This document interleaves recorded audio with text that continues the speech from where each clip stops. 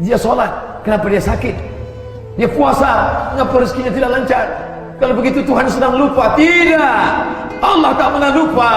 Ya'lamu ma baina aydihim, dia tahu apa yang ada di depan, wa ma khalfahum, ada yang di belakang. Wa la yuhituna bi syai'in min 'ilmihi illa bima syaa'. Tidak ada satupun yang punya pengetahuan kecuali pemberian Allah Subhanahu wa ta'ala.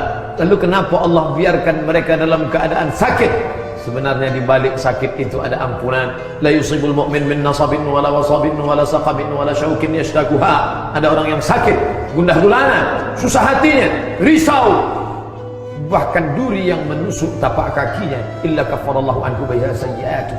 Allah sedang ingin menghapuskan dia dari segala dosa-dosanya.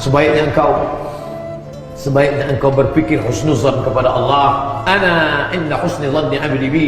Aku menurut prasangka hambaku kepada aku. Bila aku sakit, aku berprasangka baik kepadanya, dan Allah akan memberikan ampunan. Ada kalanya sakit, ada kalanya susah, ada kalanya duri yang menusuk tapak kaki hanya karena Allah ingin mengangkat derajat. Ada pahala yang lebih besar daripada salat, ada pahala yang lebih besar daripada haji dan umrah, ada pahala yang lebih besar daripada jihad fisabilillah. Innama yuwaffas sabiruna ajrahum bighairi hisab. Orang yang sabar diberikan Allah balasan bighairi hisab, tak dapat dihitung, tak dapat dihisab, tak dapat dikira. Tapi sungguh satu hamba yang merugi ini merasa Tuhan sedang lupa, maka terus dalam kesesatannya, terus dalam kesombongannya, terus dalam kejahilannya. Innallaha la yumli lidh-dhalim. Allah sengaja mengulur, diulur Allah rezeki, diulur Allah umur, diulur Allah kuasa, diulur Allah sehat. Seperti layang-layang, semakin diulur semakin tinggi, semakin diulur semakin tinggi, sampai akhirnya dia tersangkut di pokok yang sangat tinggi sehingga tidak satu pun dapat menyelamatkannya. Innallaha la yumli lidh-dhalim. Allah sengaja mengulur kepada orang yang zalim. Aku ulur umurku panjang, aku ulur rezeki kau banyak, aku ulur kau kuasa, punya hebat. Hatta idza akhadhahu lam yuflithu, sampai akhirnya Allah mengazabnya, tidak tersisa walau sedikit pun. Inilah orang yang paling terlaknat di antara makhluk-makhluk yang dilaknat Allah Subhanahu wa ta'ala. Oleh sebab itu ketika kita masih terjatuh, ingatlah sesungguhnya kerikil kecil itu mengingatkan kita ada lubang-lubang besar di depan mata. Bila kita terpeleset karena kulit pisang, ingatlah sesungguhnya Allah masih sayang dengan kita karena ada bencana, musibah mengajarkan kita untuk waspada. Tapi bila tidak ada teguran sama sekali, sesungguhnya murka Allah sedang di depan mata. Malang tak dapat ditolak, untung tak dapat diraih. Andai masih ada yang mengingatkan watawasau bil haq, bagaimana mungkin dia diingatkan sedangkan khutbah Jumat pun tidak dia dengar? Bagaimana mungkin ada yang mengingatkan sedangkan ceramah pengajian dia tidak mau datang? Inilah hamba yang paling tersesat di antara yang sesat.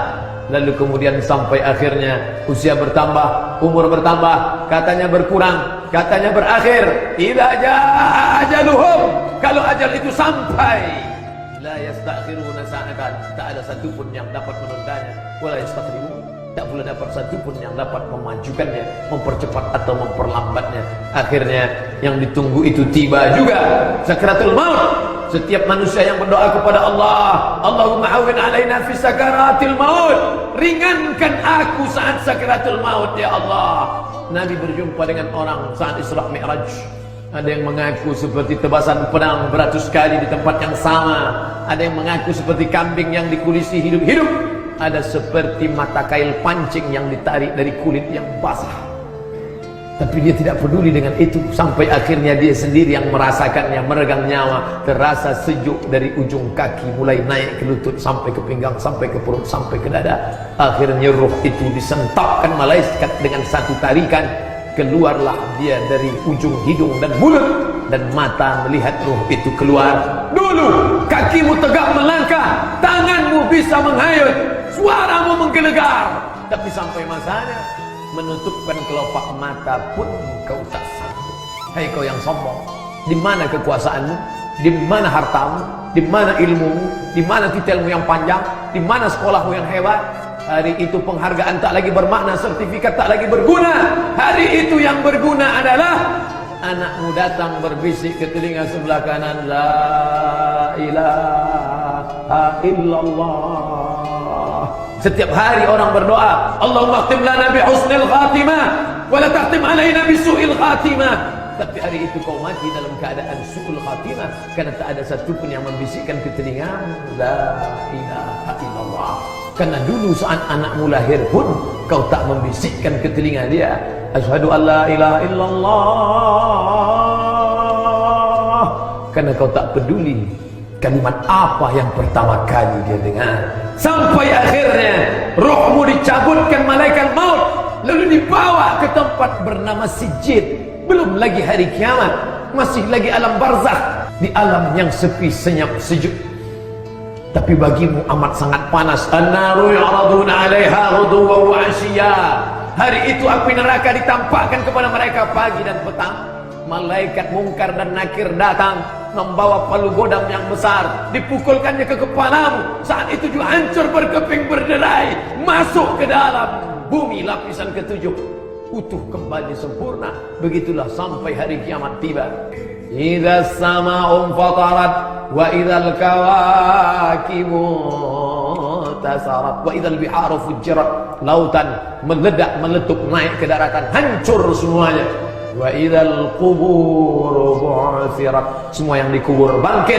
Ketika itulah baru sadar, alimat nafsum ma qaddamat wa akharat. An-nasunya, manusia itu tidur. Yang kaya tidur, yang miskin tidur.